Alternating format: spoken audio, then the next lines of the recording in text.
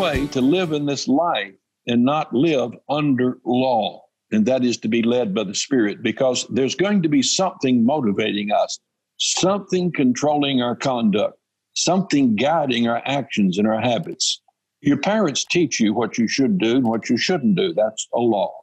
That's a law you have to obey. Some of your kids know that. You've been spanked for not obeying the laws of your parents, or you've suffered other consequences. And in the church, there are laws. Church have ways that you should dress, and that's necessary. They have ways that you should do this or do that. Some churches have more laws, more rules than other people do. So there's a tendency among Christians to just relax back, and once you obey the laws and you're accepted in the group, and once you have performed as is expected, then you get comfortable because your peer group is not condemning you. People are not finding fault with you. They're not judging you. Everyone knows that you're a good Christian. And Christianity has been full of that. There have been different movements during my lifetime where men have gained followings by addressing conservative Christians. And there have been laws about birth control that they have passed down. One time there's a law about whole wheat bread that people were passing around. There have been laws about the length of your skirt. And I remember when my wife was in Bible college, she wore a dress down to her ankles to the Bible college, very conservative Bible college. They sent her home because the law of the Bible college was it should be just below your knees, a couple inches. And she looked too much like a hippie with her dress down that long. So though it was a lot more modest, it violated the code. And so different religious movements develop their codes of how to act and how to conduct yourself. Maybe that's necessary. Maybe that's inevitable. I don't know. But I do know this. I know that those codes and laws, as they are, often, most of the time, almost always take the place of the Spirit of God. Now, by throwing out the laws, that won't make you walk after the Spirit. That just makes you lawless. By throwing out the rules, that won't make your heart turn towards God and put God in control of your life. But I say this to caution us because there are many among us, and some of you I'm talking to, that you don't really know God. You don't really walk after His Spirit. You just walk after the laws of the Christian peer group that you're part of, and you conform to them. The interesting thing is that in this life is so designed that very few people get all the way through it without their true heart being exposed. Sometimes it takes a while. I was reading a while back about that fellow who wrote the book, Kiss Dating Goodbye. He was a Calvinist, and after a while, he kissed God goodbye. Now, at one time, he was a very influential leader in homeschool movements and conservative Christian life movements because he said the things that people wanted to hear. He provided the guidance that people felt they needed to live a conservative lifestyle. And so you have to ask yourself, here's a man who never knew God, never loved God, never worshiped God, although he had all the appearances of it at one time. He had a form of godliness, but he denied the power thereof. And he was a leading Christian spokesman, and yet this man obviously spent his whole life walking after some law, some rules. And he wrote a book with rules in it about how to date. Most of it, I suppose, I never read it, but I would think that most of it was probably good and probably accurate. So there are others I could name. One recently, a leading Christian, just declared himself to be an atheist. One Christian singer who's been leading in Christian worship declared himself to be an atheist. So do these people have some crisis in life that changes them? No. It's just that life eventually works its way around to eliminating that fake life that we're living and makes the true self come out. So the Bible for the New Testament over and over again teaches one thing, that as a Christian, we should walk after the Spirit of God. Now, walking after is step by step, step after step. It's not an event like a one-time event. Walking after is this morning you get up and you walk after the Spirit of God is moving, you're following Him. You're walking after Him. You're not walking in front of Him. You're not walking beside Him. You're walking after Him. And you follow the Spirit of God. Now, only then are you free from law. Because the Spirit of God supersedes all law. Not that it violates law, but it supersedes it. It supersedes it because it has a motivating power that the law doesn't have. The Spirit of God addresses the heart, not just the actions. So when we walk after the Spirit of God, we don't need the law. Someone said it this way: the law bid me walk, but gave me no feet. The Spirit bid me fly, and then gave me wings. Now, some of you are asking, how do you walk after the Spirit? Let me clarify this.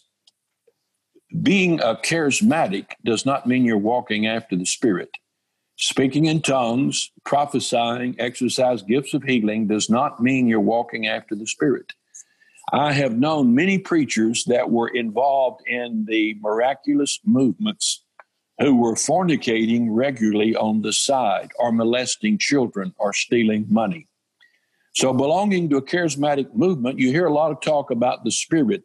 They name their churches the Free Spirit, or the Spirit of Grace, or some other word where the word Spirit appears in it. And they have little symbols with the Spirit like a flame coming. And yet that is no guarantee to be walking after the Spirit. Again, much of the walk is emotional, and a lot of it is just intellectual, following the laws and the rules of the community. One church I read about involved in that fell into Christian nudity. And so the church gets together and takes their clothes off. I guess that makes it easier on Easter Sunday. There's no need for a new hat or a new dress. Now, I find that so absurd. It's funny. It's ridiculous. It is so far out that I feel sorry for the people. But yet, that's what they came to. They weren't walking after the Spirit of God.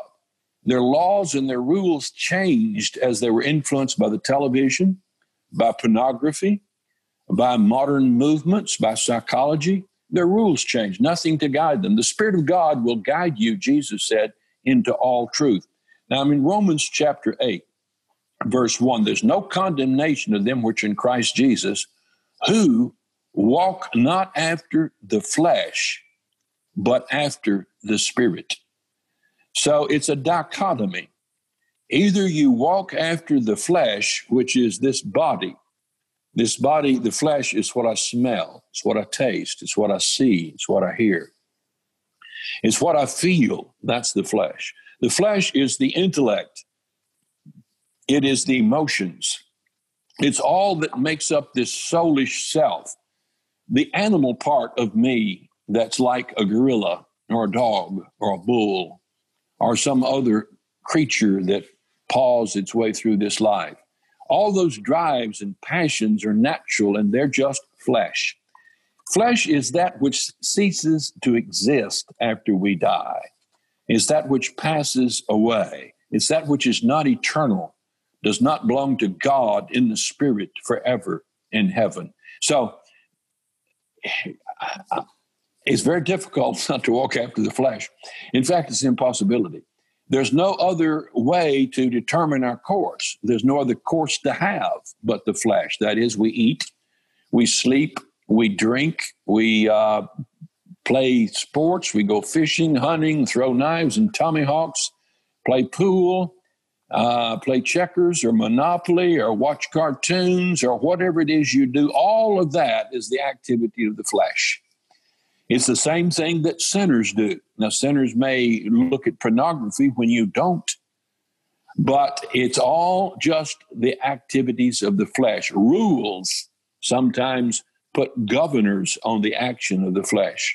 Rules keep us from going too far into the expressions of the flesh. So he says, walk after the Spirit, and you'll not fulfill the lust of the flesh. You see, the flesh doesn't know how to do anything but lust. That's the natural nature of all flesh, your flesh.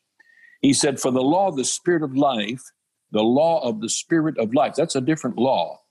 He calls it a law because it is a rule of governing, a rule of living. The law of the Spirit of life in Christ Jesus has made me free from the law of sin and death. The law of sin and death is that flesh we have, which sins and dies. But the Spirit of God has made us free from it, for what the law could not do. Now, that's very emphatic, for what the law could not do. What can the law not do? The law cannot make you holy. It can make you not use birth control, if that's what you're into, or make you make whole wheat bread, or not eat sugar, or not watch television, or not do a lot of different things. But what the law of God cannot do, what the law could not do, in that it was weak through the flesh. So the law will never make you love God with all your heart, soul, mind, body, and strength. The law will never make you love your neighbors yourself. The law will never make you show mercy when there's reason not to. It'll never make you kind when other people are unkind, never make you forgiving when other people are bitter and hostile towards you. The law will never make you love people that are unlovely and give to people that won't give back. The law will never do that. In fact, he says that for what the law could not do and is weak through the flesh, God sent his own Son, the likeness of sinful flesh, for sin, condemned sin in the flesh, that the righteousness of the law might be fulfilled in us who walk not after the flesh, but after the Spirit. So kids, adults, what you need to do, what I need to do is learn to walk after the Spirit of God. He says, for if you receive not, you've received not the spirit of bondage again unto fear, but you've received the spirit of adoption, whereby we cry, Abba, Father. That's what the Spirit of God does. It cries out to God. The Spirit of God knows God. The Spirit of God is, in fact, in us is fellowship with God. It's communion.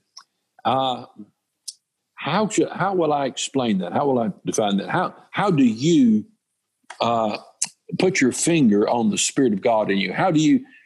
Where do you find that Spirit?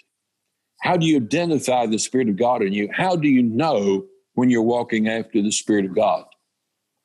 The best way I could illustrate it is an illustration I put in my book, To Train Up a Child, years ago, where I said, when I was a young kid, about 4 years old, I think I was walking along with two other boys, older than me, 5 or 6 years old, and in a city environment. One of them pulls out a slingshot and breaks a window at basement level. It's like a basement window, sub-house window below the main foundation, right above the ground level, just a little square window like that. Broke it out. And so the other kid took the slingshot and he broke one of the windows. And then they handed me the slingshot to break a window. Now, I'd never shot a slingshot. That's those rubber things you pull back like that, to shoot. And so I looked up to these guys. They were older than me. And so the idea of using that slingshot to break a window gave me a real sense of thrill. It appealed to my flesh. And so I took it in my hand and I prepared to do what they suggested I do. And I saw in my mind my father's disappointment. Now, he'd never told me, he'd never given me a law that thou shalt not break windows with a slingshot.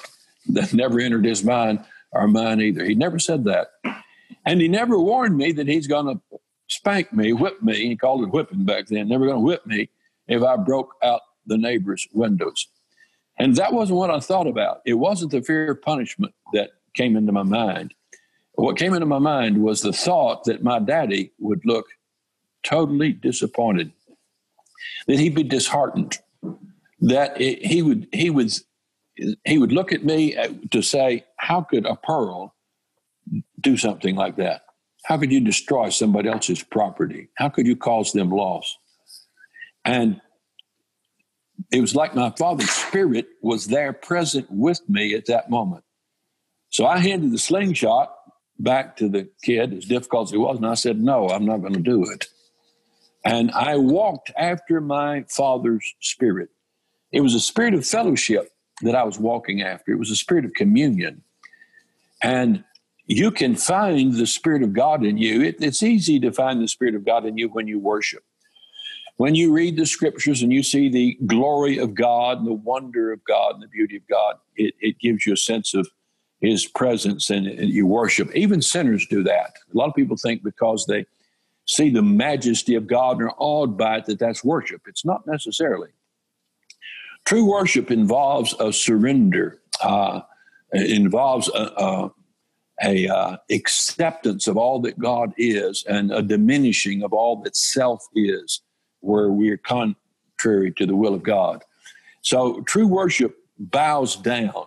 True worship acknowledges God's kingship. So it's when that happens, that stirring inside of you is the Spirit of God. Now you need to be able to separate that from emotion. A lot of times we reflect on what we're feeling as we have an emotional feeling about what we're seeing. And so it gives us a sense of exhilaration. You get that watching a movie. You get that when the flag is being waved or your favorite team wins. So looking beyond that, looking to your fellowship with God himself, the presence of God in your life, and his speaking to your spirit directly, that's the Spirit of God. That's the Spirit you need to walk after. It is when you open your mouth and say something that you know was critical or bitter or unkind, you feel, you see, you sense, you know God's sadness with that. You know how it's hurt God, how it's hurt his kingdom. Even if no one else knows about it or cares, or no one present thought what you said was inappropriate, you know it was because the Spirit of God in you is grieved. The Spirit of God in you is quenched. And there's a sense of there's a cloud that would come over and separate you from God. At that point, you rebuke that in your own thinking. In the name of Jesus Christ, I'm dead to that. That's wrong. And you reject that feeling that you have toward that person, feeling of criticism and condemnation. And you walk after the Spirit of God. You turn your back on that spirit of the flesh and you walk after the Spirit of God. You go the way God's going. And when you do that enough times, you begin to be very sensitive and aware of the presence of the Spirit of God so that you're able to walk after him on a regular basis. I'm looking at the scriptures here now. He said the Spirit, in Romans 8, helps our infirmities because God knows that we are weak in mentally, emotionally, spiritually, helps our infirmities, for we know not what we should pray for as we ought. So, we are so carnal, we do not have an understanding of the will of God. We don't know what to pray for. We don't know what's the will of God and what's not. Should I ask God to do this or that? Should I ask him to heal me or help me endure it? Should I ask him to heal my mother or should she die? What's God's will in this? I don't know. Likewise, the Spirit helpeth our infirmities, for we know not what we should pray for as we ought. But the Spirit itself maketh intercession for us with groanings which cannot be uttered. So he said, God is so gracious and kind that when it comes time, a crisis we face, an issue, and we don't know how to pray, just groan in God's direction. And in other words, something deep from in the Spirit, something that is real. And when we groan in God's direction, the Spirit of God takes that groaning and translates it into a prayer for the very thing we need. We don't know what it is we need. And that prayer goes up before God and the answer comes back. That's a pretty good deal right there. Galatians chapter 5, he says, the flesh lusteth against the Spirit, verse 17. The flesh lusteth against the Spirit, and the Spirit against the flesh. And these are contrary the one to the other. So the flesh is always resisting the Spirit, and the Spirit of God is always resisting the flesh. That creates a conflict within us until we surrender to the Spirit. He said the fruit of the Spirit is love, joy, peace, So where the Spirit of God is, there'll be love. Where there's not love, the Spirit of God is not there. The Spirit of God does not produce other than love. Joy. Where you are unhappy, complaining, miserable, you're disappointed, that's not the Spirit of God. The Spirit of God brings joy. Peace.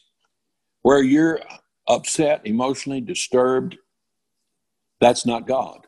God brings peace. Long suffering. You say, you don't know what I'm putting up with. No, but God will send more of it until you learn to suffer with it, because learn to endure it. That's what the Spirit of God does. Gives you the ability to endure long suffering. Gentleness. Spirit of God makes you gentle. Doesn't make you harsh. Goodness and faith. Meekness. Doesn't make you proud and arrogant. Doesn't make you show off. Meekness. Temperance. Temperance is self-control, and that has to do with alcohol, has to do with food of all kinds, and probably that's the main issue, has to do with how much you work and don't work. You can work too much and be intemperate. You can work not enough and be intemperate. So it's a good balance of life is temperance. Against such, this is interesting, now all this list, I'll give you the list again. The fruit of the Spirit is love, joy, peace, long-suffering, gentleness, goodness, faith, meekness, temperance. Against such, there is no law. What's he saying? What we've been saying to you is that there's no law can produce these things. No law can give you joy. And no law can give you love. No law can give you peace. How do you legislate long-suffering, gentleness, goodness, faith, meekness, temperance? Temperance, against such there is no law. So there's nothing in the law that will bring you to these things. Only the Spirit of God will do that. And they that are Christ have crucified the flesh with the affections and lust. If we live in the Spirit, let us also walk in the Spirit. So if you live there, walk there. Now, kids, if you're 5 years old, you can do this. You can walk in the Spirit. In the family there, when there's conflict, ask yourself, is that me? Is that my flesh? Is that my carnal self wanting to get my way? Am I being proud and haughty and selfish? Should I give over? Should I be kind? Should I be loving? Should I be meek? And if you will confess right there to God quietly, I mean, it just happens just like that, but you confess, God, I don't want to be like this. This is not me. I want to walk after your Spirit. Then the Spirit of God opens up a way for you to walk. And you walk after the Spirit of God, and there's an instant sense of peace, instant sense of joy, knowing you're in God's will. Your parents will wonder what's wrong with you. They'll think maybe you've got a fever. The brother and sister will think you've gotten weak because you're not fighting back anymore. And people will wonder what's wrong with you. But after 2 or 3 days, they'll figure it out. And you might transform your whole fighting family into a family that walks after the Spirit of God.